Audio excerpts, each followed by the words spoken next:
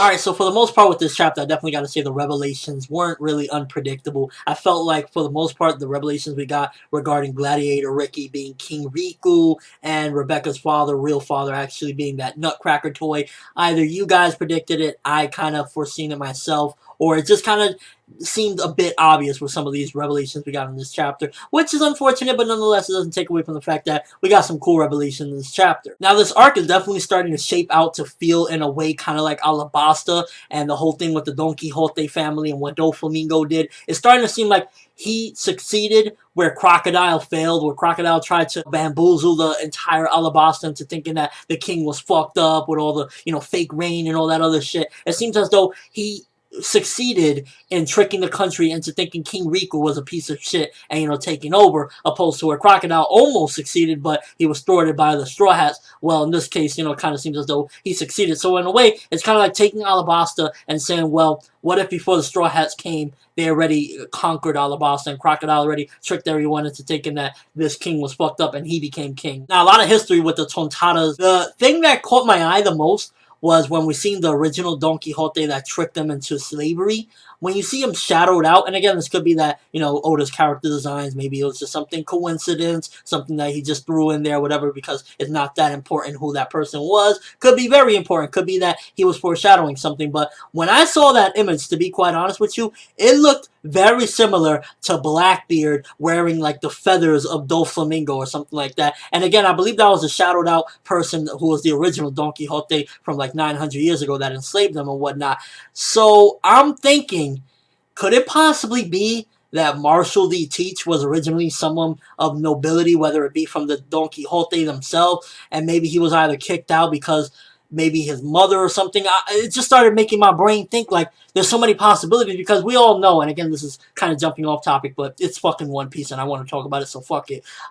Blackbeard, first of all, when we seen the little drawing that Oda did of Blackbeard when he was little, he's kind of like crying there, and it's kind of like, what the fuck is up with, why is he crying there and whatnot? Maybe he was always like put out in the corner like, yo, you're the bastard of the family, and maybe that's why he ultimately left, or maybe he was kicked out of his family, something like that, because Blackbeard, to me, he comes across as some guy that was once a noble, or he is of noble blood, and now that's why he is the way he is. He don't give a fuck. He was maybe raised in a lot of money, and like he just felt very lonely or something like that, and that's why he's just like is a cruel motherfucker, because he doesn't in any which way feel like any of the D's that we've met. The Monkey D. Luffy or Jaguar D. Sao, like none of them ever were the same way as Blackbeard. Blackbeard is a coward, he's a bitch. All of them were ready to die at the drop of a fucking hat, but not Blackbeard. So when I saw that shadowed out figure in this chapter, it definitely got me thinking,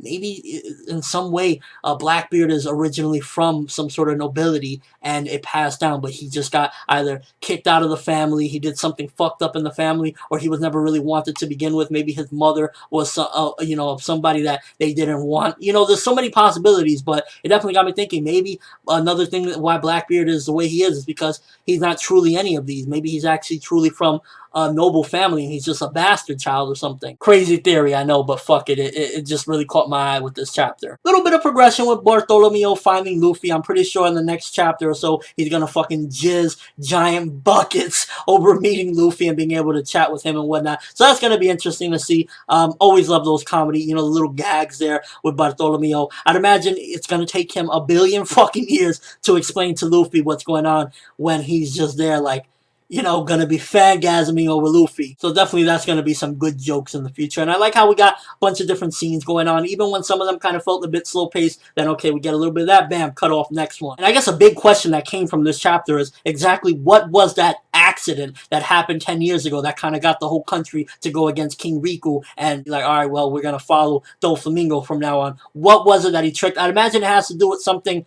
in, like, somebody that the country loved and they were respected, and they made it seem as though King Riku possibly killed this person, murdered, raped, or whatever the case may be, because what else would push them to be like, yo, this guy's a fucking monster, we don't want him anymore, we want the motherfucker that's buying guns and doing all sorts of shady shit and gonna conquer us. Because at first I thought to myself, yo, Doflamingo definitely took this place by force or was passed down to him, but now we get in this chapter, it seems as though more that he came and he kind of slide and slicked around. And it's also making me think this whole thing with King Riku, how did he get into power to begin with? Because he's nothing like the ancient rulers, the ones from, 800, 900 years ago that were all fucked up and tricked everybody. So it really just kind of makes you think of a lot of like, wow, there's so much rich history in here, and we just barely scratched the surface with a chapter like this. But all in all, definitely building up a lot of good stuff. Once again, you got everybody in that fucking room. Whenever they do get out, don't change out, all of them, it's gonna be murder, chaos. I could possibly see him, this is a prediction throwing out there, I could possibly see Rebecca's father dying at some given point, just because, first of all, it'll be very impactful. Second of all, at the end of the day, Oda can justify the death, because we know shonen manga don't really like to kill characters. I mean, let's keep it 100% real. It's against kind of like the way shonen is and whatnot. But he can justify it as it's a toy at the end of the day. He's no longer human, he's a toy. So he could possibly get away with killing him and keeping it going. And again, if Rebecca could possibly be Straw Hat, it would make it that much stronger that we got to meet her father before everything happened. And it would just make the bond a lot stronger if that did go down. Maybe he helps his daughter one last time before he gets killed off by Doflamingo or something. That would be some epic shit. And in the end, all of this, when it's all said and done, as far as this arc goes, I could possibly see King Riku getting back his kingdom the same way how it went down to Alabasta, because it seems as though Oda's kind of using the structure of a lot of those old arcs and doing different things and like changing things around, but he's kind of still using the same formula that he did in some of those old arcs. And that's not necessarily a bad thing. That just means that you could kind of see, okay, maybe it might shape out this way depending on